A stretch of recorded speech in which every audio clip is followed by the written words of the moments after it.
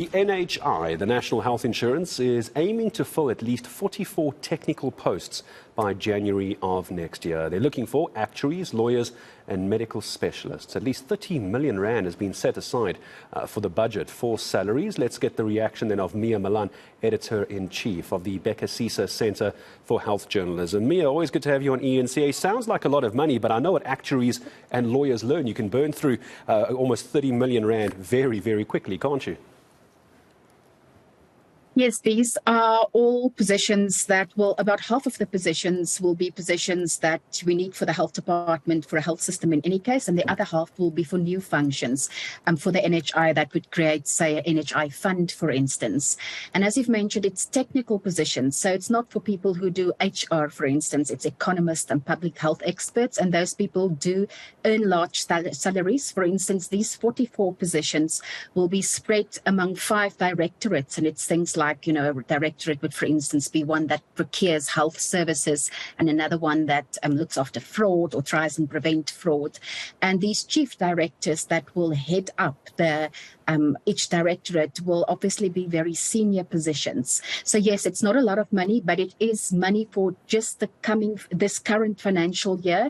There will be another budget for the next financial year. And I suppose we also need to make sure that these experts they're bringing in, regardless of what they might or might not be earning, Mia, they need to have a very clear idea of what universal health coverage actually looks like as well. What essentially we're trying to do is create a pool of money to assist those who need medical care but can't afford private medical care. So we have to be very careful who we choose as well, because this could go wrong, as we've seen other cases like this happen in the past.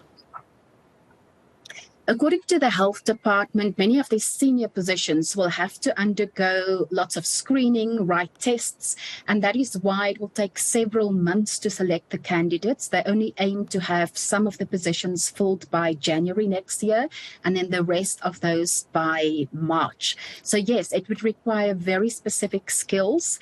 And they're aiming to advertise these positions around about mid-August, so this month.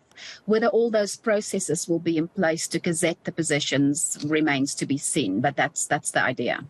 There's a lot of questions, though, Mia, and you obviously work in this space on a daily basis. I think you're probably one of the voices and faces people recognise when it comes to health issues, of course. The NHI still doesn't have every single person on board. Some people think that this is simply not going to work. Do you still, or are you of the opinion that the NHI is what South Africa needs and it will be good for all South Africans?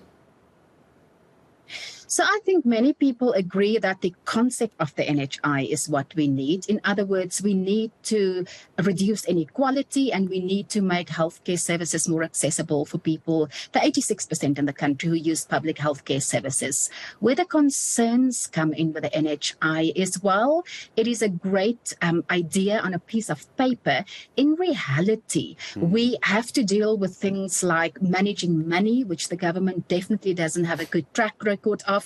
And we have a very under-resourced and badly managed public healthcare system. And the issues around that is, if you have an NHI on a piece of paper, is it really possible to implement it and to make it a reality in the sense that the system actually works well? Now, I don't think it's a good argument to say don't do any of it just because there's nothing in place. If we, for instance, look at, say, the implementation of abortion services, free abortion in the state healthcare services. When we did that in 1996, it became law.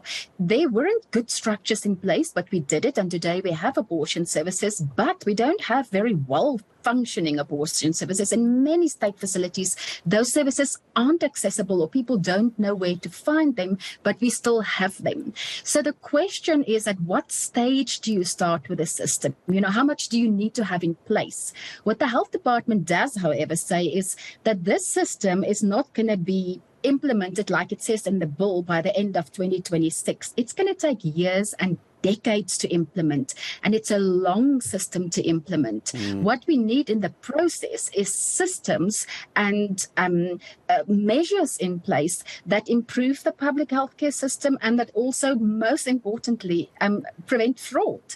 Because we've seen so much of public health money get lost and stolen in the process of corruption. There's a tweet that's come in, Mia, I hope you don't mind me reading it, just coming through from @Kataba, asking me to ask you to get your thoughts on who's going to pay for the NHI. There's still some consternation, isn't there, between where this money is going to come from. The argument here from Kataba saying, why is it that if I earn a lot of money, I don't need the NHI, yet I'm going to contribute to the NHI to pay for everybody else? That's what public health care is for. Government just wants my money to pay for what they can't. That's the kind of anger we're still seeing about this, aren't we? Yes, that's a great question and also a very legitimate one. So the NHI is going to be based on richer people subsidizing poorer people for healthcare. So where the money is going to come from, the NHI bill at this stage says it will be a combination of general taxes, of possible payroll taxes in the same way that we see UIF taxes being taken by the government, so from the employee and the employer possibly, and then a shift of the tax credits that you get if you have a private medical aid and you get some of the money back because you didn't use state healthcare services. Those funds will be allocated or reallocated to the NHI funds. And at the moment, provinces get a lot of their health budget. So there's a big health budget. Some of it goes to the National Health Department. Most of it goes to provinces to implement health systems. Those money will no longer go to provinces, the NHI bill says. It will go to the NHI fund, which then will directly pay hospitals for their services. Now, that's a large administration, but it's all based on the fact that we have a country with inequitable access to health services.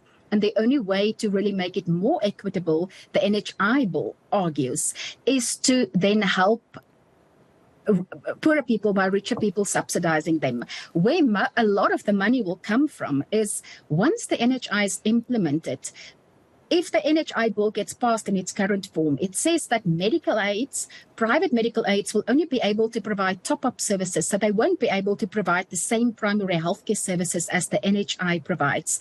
And that the NHI aims to take the money that we pay to private medical aids for primary healthcare services at the moment and take that for the NHI in the form of all these different types of taxes and employment taxes that I have mentioned previously.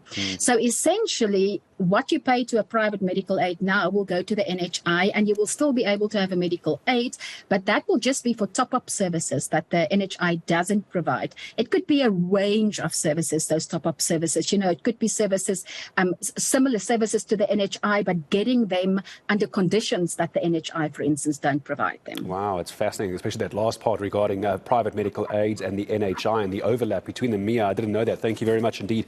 It's going to result in a lot more conversation, especially with private medical aid services. Wonder if we shouldn't get a few of them on air to get reaction. Mia Malan, always good to have Mia on Bhekisisa Centre for Health Journalism. She is the editor-in-chief.